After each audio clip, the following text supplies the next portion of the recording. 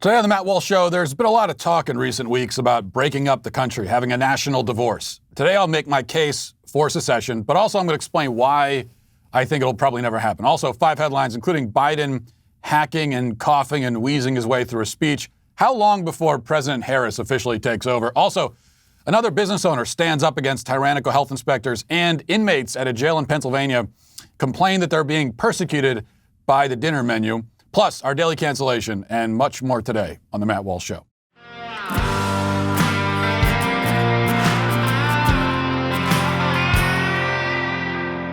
Well, you know, if you have a family, as I do, we all want to take care of our families, right? And we think about the things that our families need on a day-to-day basis. Maybe you haven't thought much about life insurance. That's one really important way to take care of your family, something to really think about as we get into the holidays. And the problem, though, is that in the holiday season especially, it can really sort of lighten your wallet. It gets very expensive. So for many families, December is one of the most expensive months of the year, not to mention the busiest. If you need life insurance, but you don't want to deal with the hassle or the expense, especially right now, then I would recommend Policy Genius. PolicyGenius.com combines a cutting-edge insurance marketplace with help from licensed experts to save you time and money. Right now, you could save 50% or more by using Policy Genius to compare life insurance. When you're shopping for a policy that could last for more than a decade, you know, those savings really start to add up. We're talking about a lot of money you could save over time, starting right away. So first, head to PolicyGenius.com. In minutes, you can work out how much coverage you need. You can compare quotes from top insurers. They're going to make all that really easy for you. And once you apply, the Policy Genius team will handle all the paperwork, all the red tape. So you don't have to worry about that. It can seem like a daunting challenge to deal with that. Well, they're going to do it, and they're going to save you a lot of money. This kind of service, it's what has earned Policy Genius a 5-star rating across over 1,600 reviews on Trustpilot and Google. You can go check that out for yourself. But in the meantime, if you have loved ones who depend on your income, don't go into 2021 without life insurance. Go to PolicyGenius.com and get started. You could save 50% or more by comparing quotes, and you can start the new year with one less thing to worry about, and also knowing that you're taking care of your family. Policy Genius. When it comes to insurance, it's nice to get it right. You know, it's always better, I think, to frame political conversations within the context of reality. And so we should begin by acknowledging that in reality, there will almost certainly be no serious move towards secession or national divorce. The Civil War has already settled the question of whether states will be allowed to peacefully secede. Notice, I don't say that the Civil War settled the question of whether states ought to be able to secede. I believe they should and do have such a right. A union held together merely by the fact that the united parties are compelled to unity by force is no true union at all, in my opinion. You know, a man might prevent his wife from leaving him by locking her in the basement, but as soon as the marriage requires kidnapping to be maintained, it's effectively nullified already. The Civil War established that states will not be allowed to leave without a fight to the death, not that they have no right to leave. Now, many people argue that the Civil War showed that states cannot leave for a bad reason, like to maintain slavery. I would agree that slavery is a bad thing and a bad reason to secede, but there shouldn't be any authority above the individual state which gets to decide whether that state's reason for leaving is permissible or not. The wife may have a bad reason for leaving her husband, but there couldn't be any reason that justifies kidnapping. Besides, the Yanks weren't marching down south to kill the Rebs to stop them from dissolving the Union over slavery. They were marching to stop them from dissolving the Union, period. The North didn't decide that the war was about freeing the slaves until many thousands were already laying dead on the battlefield. Lincoln put it on the record that he was determined to preserve the Union, whether that meant keeping slavery or abolishing it, either way. But to the victor goes the spoils. And one spoil, in this case, is a fundamental shift, mutation, some would say, in the way we define union on a national level. Once we were states freely bonded together through mutual consent. Now we are property of the federal government, maintained in our union by the fact that we'll probably be killed if we try to leave it. So there will be no divorce or secession now without war. And as for war, I really don't think that a country hooked on Netflix binges, video games, fast food has the will or the interest to fight a war on their own soil. I mean, at the end of the day, we all want to be at home in our sweatpants watching reruns of The Office and waiting for the DoorDash guy to bring us our carton of Kung Pao chicken. Or maybe that's just me. I don't know. Anyone who's studied the Civil War at all knows that it was, if nothing else, a horrific period in our history when men suffered greatly and died horribly because they wanted something badly and believed in their cause deeply. We are just too apathetic and too risk-averse to willingly embrace those horrors again. Whether that's a good or bad thing is a debate for another time. That's the reality, depressing as it may be. But putting reality to the side, it's worth thinking about what should happen. Now, it seems certain that the country will not break apart, but should it? Imagining for a moment that it were possible for states to leave the Union without 2% of the population dying again in a cataclysmic war of attrition, would that be for the best?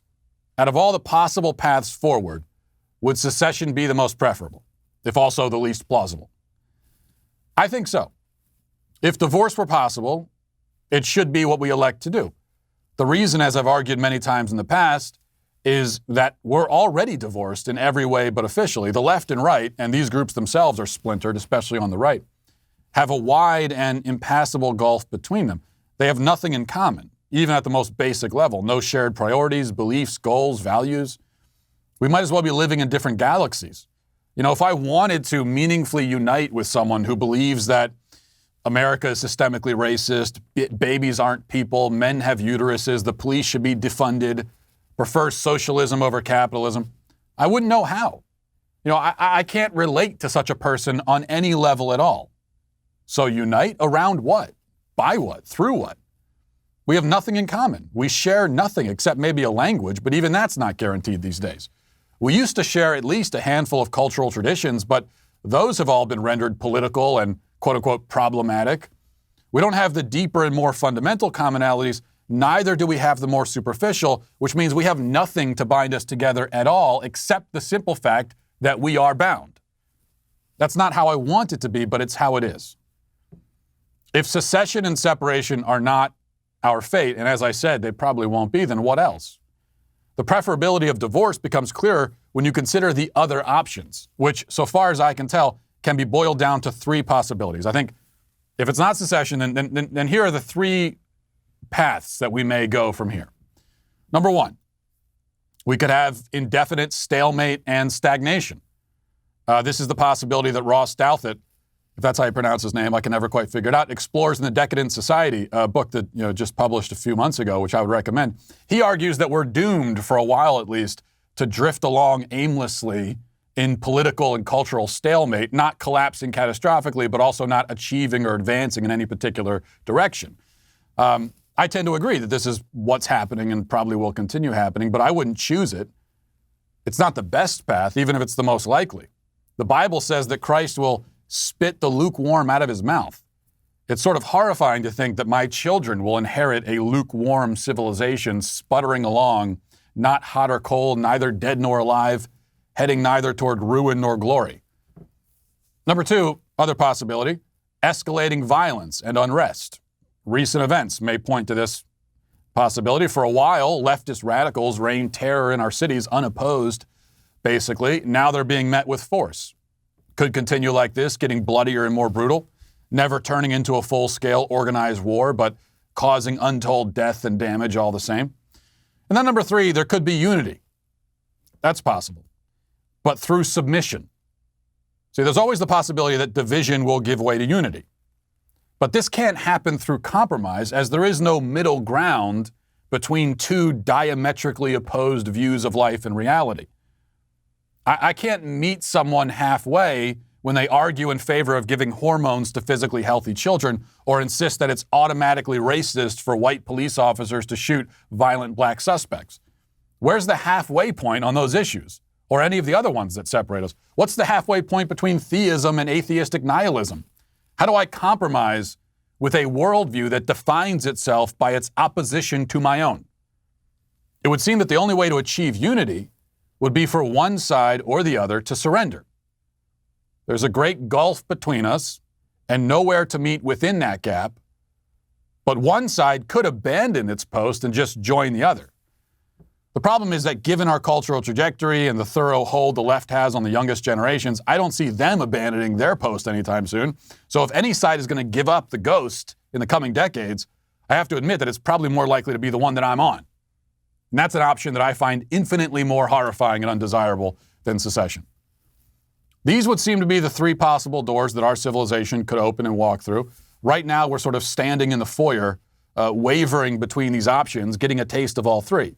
The fourth, the door to secession and national divorce, is way off to the side, not being seriously considered by enough people to make it a plausible option at this point. But I firmly believe it would be for the best. America has never been a nation bonded together by one shared religion or ethnicity, but we did once share a creed. However imperfectly we lived by it. We no longer have that creed in common, or really anything else in common. It's sad. It's not what I want, but it's the truth. And I wish that now we could all acknowledge it, go our separate ways, once and for all. Now let's get to our 5 headlines.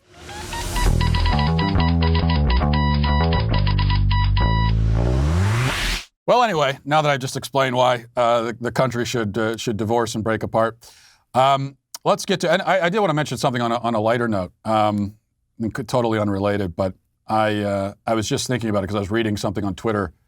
Someone lecturing truck drivers, saying that truck drivers are, there's no excuse to drive a truck, and cars are getting so much bigger now, and it's a big problem, and we're destroying the environment. And I say they're lecturing truck drivers. I can say we truck drivers now because I bought my first pickup truck, which I was very excited about, last week. I just bought it. And something very strange has happened. Now, this was not cultural appropriation. I know I just moved to Tennessee. I'm buying a pickup truck. It seems like cultural appropriation. It's not exactly. I mean, I always had in mind that I wanted one. We decided, let's go ahead and get it. This very weird thing happened, though, and I'm not even making this up. This is really, I can't explain it. It's like a scientific phenomenon. But I've never been a fan of country music. I've always hated it, actually, just viscerally. But I got the pickup truck, and now I've noticed that it sounds sort of good now in the truck. I'm actually find myself listening to country music. I don't know what it is. It just, that's the secret. You have to listen to it in a truck. And the only thing I need now, I guess, is the cowboy boots.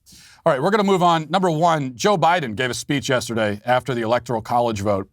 But the headline, for me, wasn't anything that he said. Rather, it was the way he struggled mightily to say it. Let's take a listen to that. And once again, in America, the rule of law, more Americans voted this year than have ever voted in the history of the United States. Of votes counted. President Pence received when they won in 2016. Excuse me. Or dispute the results margin 4 years ago. And yet, I thank them. And I'm convinced we can work together for the good of the nation on many subjects. That's the duty owed to the people, to our Constitution, to our history. You know, in this battle for the soul of America, democracy prevailed. We, the people, voted. Faith in our institutions held.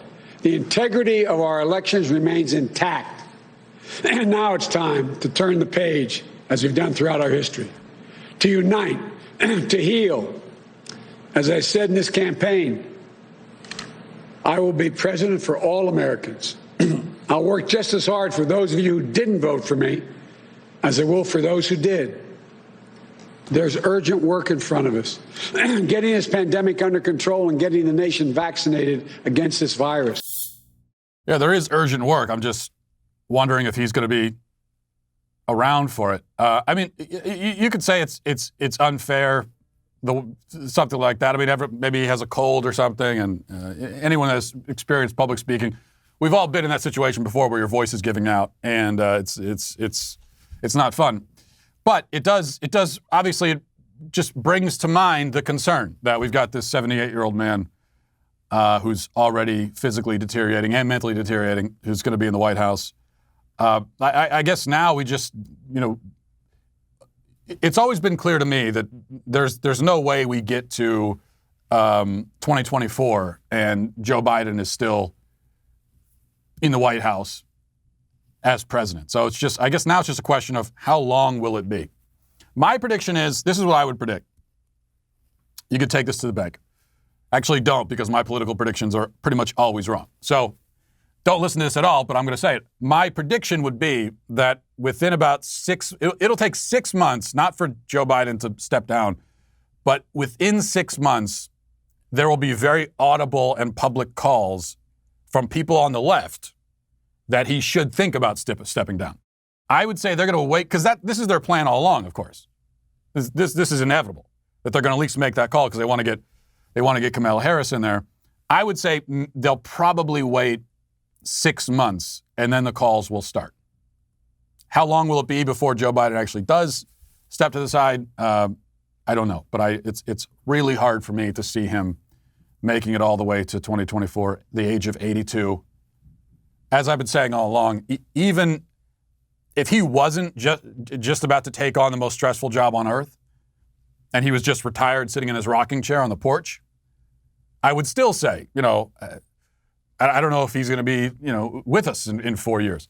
But considering he's taking on the most stressful job and he's not going to be sitting on his porch in a rocking chair, and he is going to have to come out of his basement, it just makes it all the more clear to me. So what happens? I guess we're going to discover this. If the president is completely incapacitated, are they going to tell us that? How long before they tell us? I guess we'll find out. Number 2, big news today about Pornhub. We've been following this story. Here's the article in The Verge. It says, Pornhub is removing all videos uploaded to its site by unverified users, millions of videos in total, as part of a crackdown on user-uploaded content after 2 major payment processors suspended service. The decision, first reported by Motherboard, stems from a New York Times report that found the site was hosting videos of people who are underage and videos showing children being assaulted. Well, yeah, the New York Times found that, but that's all. It's been known that this was not news to anyone who's been paying attention. The site announced last Tuesday that it would begin limiting uploads to verified users only. It appears that Pornhub has wiped out more than 10 million videos as of this writing, and I don't see the percentage here listed, but what I saw online was it was like 50 or 60% of the content has been wiped out, which is great. I mean, it's progress. Now, again, I would, for me, what I would prefer to see happen, or what I ultimately would like to see happen, is that Pornhub is shut down and its executives are marched to prison and locked in cages in prison for the rest of their lives. That, I think, is the ultimate goal. That's what I would love to see happen. That's what should happen. I mean, when you make billions monetizing child rape, I don't think you should be able to say, "Oh, my bad, sorry," and just start taking it down and then go about your merry way. And I don't think that's how it should happen. I think there should be real consequences for it. But this is a step in the right direction. The only point here, like we talked about last week when we were discussing this issue, is that Pornhub, again, is a multi-billion-dollar porn aggregator that has monetized child rape and other forms of evil degeneracy. And that's how they've made a living. That's how they've made their money, which means you can't trust them. So any amount of self-regulating, you can't trust it. The question now is, we're only going to allow it from verified users. Well, what does that mean? So they're making this big show of purging everything. Doing this after, remember, last week initially, when the report came out, they said, there's no problem. What are you talking about? Everything's fine. We're reviewing every video and we've got procedures in place. Now they're turning around and wiping out 10 million videos. Turns out there was a problem, which only goes to show you can't trust them. So verified users, what does that mean? From what I read, a website called Fight the New Drug, which is an anti-porn watchdog, what they say is that the process for getting verified on Pornhub, all that means is that you take a picture, you write your name and your birth date, or maybe not even your birth date. I think you just write your name down on a piece of paper or somewhere on your body, and you take a picture and you send it in. Okay, that's more than nothing, but it's not a lot more than nothing. And it seems to me that someone could still be underage and do that, or they could still go through that verification process and then upload a video that features an underage person or someone who's not consenting. So this is a step in the right direction. It's not as big a step as it seems. Number 3, here's another video that you both love and hate to see. You hate to see it because it's another business owner being persecuted by tyrannical bureaucrats. You love to see it because it's also another business owner refusing to take it lying down. We'll play a bit of this exchange. This is the owner of Nick the Greek restaurant in, I believe, California, dealing with a public health inspector who's come to the business to further harass and extort him. And here's how that exchange went. I am following the rules. My tables are inside. Just because the health department has the whole process to go through that takes however long that takes, I have to close my business for that time? Are you going to pay my rent? Are you going to pay my rent? You chose to make those decisions, right? I chose to protest by putting my tables outside, and I reiterate again, I never served one single person outside. I did all takeout food and delivery to what exactly I was supposed to be doing. That's exactly what I did. I did not break any, and there's not even a law, I did not break any rule. There is a law that you're breaking right now by operating without a permit. Because you guys put this closure on my restaurant. Right. So you guys yourselves are creating your own rule, and you're giving guys citation for your own rule that's created. It's not by law that you cannot sit outside and eat. That's not law. That's an order that was given. That exchange, you can go online and find it. That exchange goes on for a while. That's just a part of it there. And every bit of pushback and anger that he is directing towards these people is deserved. And I've seen some people online, I guess, trying to be gracious. I think far too gracious, saying, well, these public health inspectors, they're doing their job, and maybe they don't want to be doing it either, and it's not up to them. They're just enforcing the rules. No, this is I was following orders kind of excuse. These people, these bureaucrats showing up to these businesses, I don't care if they're following orders or not. I don't care if they set the rules or not. That's no excuse. And they deserve every bit of derision and hatred and everything that they get, contempt that's directed at them. Because you're at a point right now where if this is your job, then you need to step down and say, I'm not going to do this job. No, it's not an easy thing to do. It's easy for me to say, but that's the right choice. When you're in a job and someone tells you, okay, go to this business owner and harass them for just trying to conduct their business. In fact, go into this business and try to find something they're doing wrong so that you can fine them even when they're already in the midst of a financial crisis. Because that's what these people are doing. They're just going in looking for a problem. That's when, if you're a decent, good person, that's when you say, no. You could take this job and shove it, because I'm not going to do it. All right. Number 4, Debra Messing is an actress.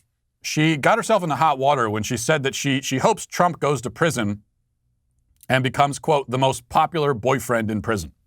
And this got her into hot water because, now only because it's homophobic, allegedly, to say that. She wasn't in hot water for, wishing this on the president. It was just the comment that she made. People were saying, even some people on the left were saying that's homophobic. To combat this claim that she's anti-gay, she posted a clarification. And it may be one of the strangest clarifications in history. I don't know. Here's what she says. Let me be clear.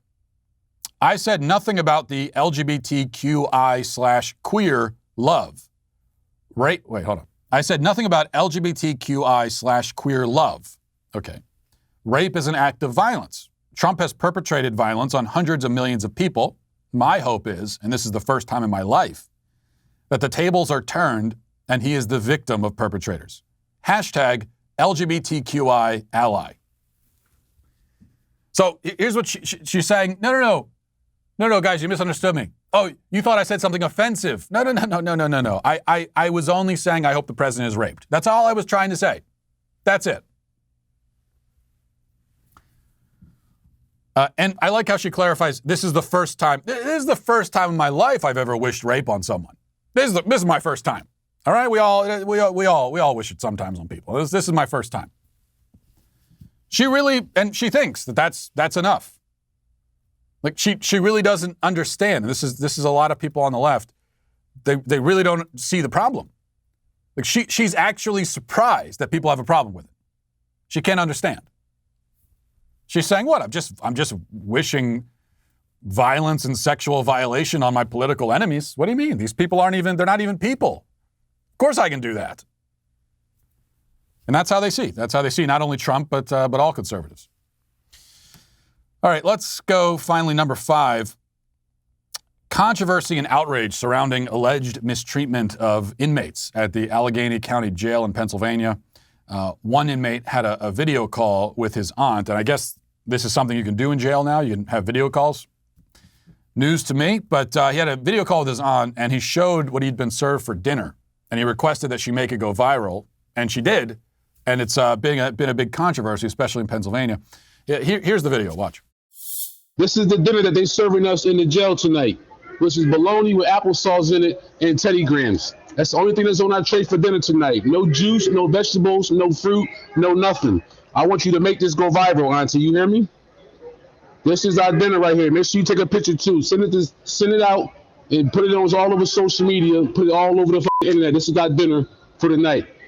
They're not giving us our fruits and vegetables. They're not giving us our protein or anything. This is warm bologna right here in applesauce with a little pack of Teddy Grahams. That's our tray for dinner tonight. But they're telling us to deal with it or eat shit. That's what they're telling us tonight. Okay. All right? And I want you to see this. I want you to send it out on a mass email, whatever you got to do. Get it all on social media to the news and everybody. First, can I just say, and not that would be a dinner that I would personally enjoy. I'm also not in prison.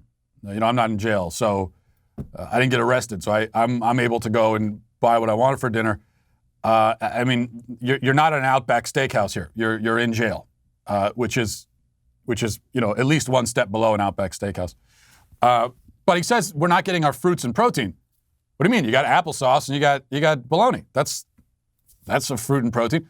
I don't really understand the applesauce in the bologna. That part of it, it seemed almost like it was like a bologna burrito with apple. It's like bologna wrapped around applesauce. I don't know if he did that himself or if that's what they serve. That part of it, I'll admit, is strange. But the rest of it, my kids would go wild. If my kids were in jail and they got that meal, they would say, I want to stay in jail forever. My kids would go wild for that meal. But one other point also to consider is that if inmates in a jail are really being persecuted in some way or mistreated, probably they couldn't do a video call complaining about it. I mean, the fact that you're served a meal, you're in jail, you're served a meal, you can do a video call complaining about it, asking your aunt to complain on social media, and she can do that. Yeah, that tells me that probably you're being treated okay. Maybe even better than okay. I mean, maybe I'm a little old-fashioned. I would say maybe inmates in jail shouldn't be allowed to do video calls. But that's just me. Before we get to our daily cancellation, one thing about men is that we can be reluctant sometimes to go to the doctor, really for any reason. I think studies kind of bear this out, and personal experience bears it out, that we don't like going to the doctor. But that's why it's great that forhims.com is there. It's all about men's wellness. If you need help with ED, hair loss, if you have a cold, whatever it is, if you're interested in mental health or COVID-19 home tests, Hims is here for you. Through Hims, you can get prescription medication that treats ED. This is real science, real solutions to ED. Hims makes it easy. Hims connects you with a licensed medical professional online who can prescribe FDA-approved prescription medication to treat ED. You get the same active ingredient as that expensive little pill, but without the expensive price tag on top of it. This could cost hundreds of bucks if you have to go through a doctor, pharmacy, whatever. Not with Hims. Hims makes it simple and affordable. There's no embarrassing conversations, no expensive appointments. Just answer a few questions online about your medical history, and a provider will confidentially review it. And if approved, your medication is shipped directly to your door in discreet packaging, and shipping is free. Why live with ED when the solution can be this simple? Here's what you got to do. Try Hims today by starting out with a free online visit. Go to forhims.com/Matt for your free visit. That's forhims.com/Matt, forhims.com/Matt. Prescription products are subject to medical approval and require an online consultation with a medical provider who will determine if a prescription is appropriate. See website for details and safety information. Remember, that's forhims.com/Matt. Also, I want to tell you that on Monday, December 21st, mark this down on the calendar, the historical docuseries Apollo 11, What We Saw, will be available exclusively at dailywire.com. Originally released as an audio podcast for Apple and Spotify. A lot of people listened to that and really enjoyed it. I know I did. I thought it was great. What we saw will be available to watch as well as listen on the Daily Wire Apple TV or Roku app or at dailywire.com. The docuseries takes a detailed look at the Apollo 11 mission to land a man on the moon. It was the culmination of a heated, decades-long space race between Cold War rivals, the United States and the Soviet Union. The podcast explores that. It's a dramatic, inspiring story. Apollo 11, what we saw, is a fantastic series to watch with, you watch it by yourself, you can watch it with your loved ones, your families, over the holiday break. And right now, you can get it for 20% off with code WATCH when you become an Insider or Above member over at dailywire.com/subscribe. And make sure to download our Apple TV or Roku app to get all of our content on your big screen. That's dailywire.com/subscribe. You get 20% off your membership with code WATCH and access to all of our new and existing content. All right, let's go to our daily cancellation. Now, for our daily cancellation, it's time for another of the fabled reverse cancellations. This is when I am in the midst of being canceled myself, yet I managed to break free, turn the tables, and cancel the cancelers. It's always very exciting. So today I'm canceling those who are trying to cancel me for my take on the Cleveland Indians, who announced that they'll be changing their name because the name Indians is offensive somehow to Indians. Incidentally, the Cleveland Browns lost last night to the Baltimore Ravens on a 55-yard field goal in the final seconds of the game after Lamar Jackson, the Baltimore Ravens quarterback, had run back onto the field after missing half of the fourth quarter with cramps that some say was probably code for he had to use the bathroom. Anyway, my point is that I like to think the sports gods were punishing the city of Cleveland for its cowardice. Not that the city of Cleveland really needs to be punished when it comes to sports any more than it already has been over the last several decades. In any case, the Indians will not be the Indians anymore. This news has been celebrated by those on the left to assure us that the Native American community never feels more seen and understood and respected than when all mention of the Native American community is removed from popular culture. Indeed, TMZ reports today that Native American leaders expect that the suicide rate in that community is going to go down because the Cleveland baseball team has chosen a different mascot. I'm not making that up. That is really what is being claimed, that it's going to lower the suicide rate. I briefly mentioned this story about the Cleveland baseball team on the show yesterday. I also mentioned it briefly on Twitter. In both forums, I argued, as I have in the past, that having a team name and a mascot based around Native Americans is no more or less offensive than having one based on any other group, namely the Irish. The Boston Celtics, for example, are called the Boston Celtics, and their mascot is a leprechaun. The Fighting Irish of Notre Dame also have a leprechaun mascot, only theirs is a bit more ornery. This is the point that I posted on Twitter. I said, quoting myself, "I have never heard anyone ever complain about the Boston Celtics and their stereotypical mascot. If Cleveland Indian is offensive, then so is this. But this isn't offensive to anyone with a brain and a shred of emotional maturity, and neither is Cleveland Indian." Now, I must admit, I do deserve to be canceled for this tweet only because of the typo on then. I spelled it THAN instead of THEN. Normally, I have a policy of deleting all typo tweets, but I couldn't delete this one because leftists were mad at it for another reason. So I had to choose between preserving my dignity and deleting it because of the typo, or keeping the tweet up in service of triggering the libs. And as George Washington once said, when given a choice between triggering the libs or not triggering them, always trigger them. But much of the outrage, derision, mockery, etc., directed at me is not over the typo, as it should be, but over the point that I'm making. A great many media people, especially sports media, have responded saying, just to summarize here, basically they say, "Oh, you idiot, that's not the same. Besides, leprechauns are fictional characters. Didn't you know that? What, do you think the Boston Celtics is offensive to leprechauns?" Got him. Yes, leprechauns are fictional characters. Okay, then. So you're saying that's okay. So what you're telling me is that it's okay to make a team name out of an ethnic group as long as the mascot is a make-believe creature associated with the traditions and mythologies of that group. That's what you want to go with? Okay, well then, here's my proposal. Let's keep them the Cleveland Indians and make their mascot a character from Native American folklore. The Lakota, for example, believed in forest spirits who were like magical dwarves living in the trees. Kenotilia, they called them. Probably mispronounced it. Is that better? Make them the Indians, but with the magical dwarf as the mascot, sort of like a leprechaun. How's that sound? Would that be okay? Oh, no, that wouldn't be. In fact, that would be even worse, wouldn't it? You'd say it's still a problem because the name is still Indians, and now we've appropriated their cultural mythology and turned it into a mascot, made a joke of it. I've also been told that the Fighting Irish and the Celtics are not offensive because those team names are based on the predominant ethnicity of their fan base, at least historically, right? A lot of Irish people in Boston. Okay, so that's the rule now? A basketball team can make a group, race, or ethnicity into a mascot as long as it's a race or ethnicity common in their fan base?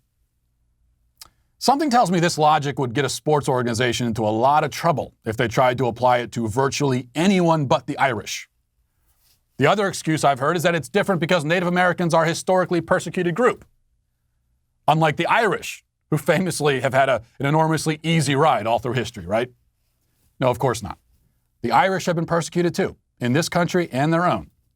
So that excuse doesn't wash either. See, when you sift through all of the arguments for why it's offensive to make Indians into a team name or a mascot, but not the Irish, you begin to quickly realize that all the arguments are utter hogwash, as the kids would say. Whatever tortured logic makes Indians or Braves offensive must also apply to drunken leprechaun mascots to represent teams with Irish and Celtic in their name. And those on the left, here's the thing, they could quite easily make their point, achieve their desired end, if they simply said, yeah, you're right, that's offensive too, let's get rid of that also. But they won't say that. They can't say that. Because that would be to admit that non-white groups shouldn't get any special consideration, nor do they corner the market on persecution. Nor should we have more respect for them than we do any other group. It would be, in other words, to treat all groups equally, which is the last thing that anybody on the left wants to do. But they won't admit that, so they're stuck trying to find differences where none exist and ignore them where they do. For that reason, they are canceled. Not me. I'm only partially canceled for the typo thing, but I'm right about the mascot thing. And let's focus on what I'm right about today and always. And that's going to do it for our show today. Thanks for watching, everybody. Thanks for listening. Have a great day. Godspeed.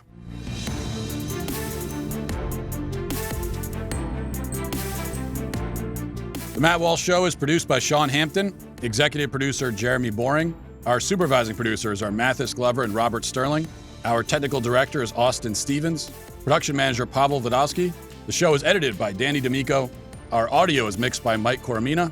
Hair and makeup is done by Nika Geneva. And production assistant McKenna Waters. The Matt Walsh Show is a Daily Wire production, copyright Daily Wire 2020. If you prefer facts over feelings, aren't offended by the brutal truth, and you can still laugh at the insanity filling our national news cycle, well, tune in to The Ben Shapiro Show. We'll get a whole lot of that and much more. See you there.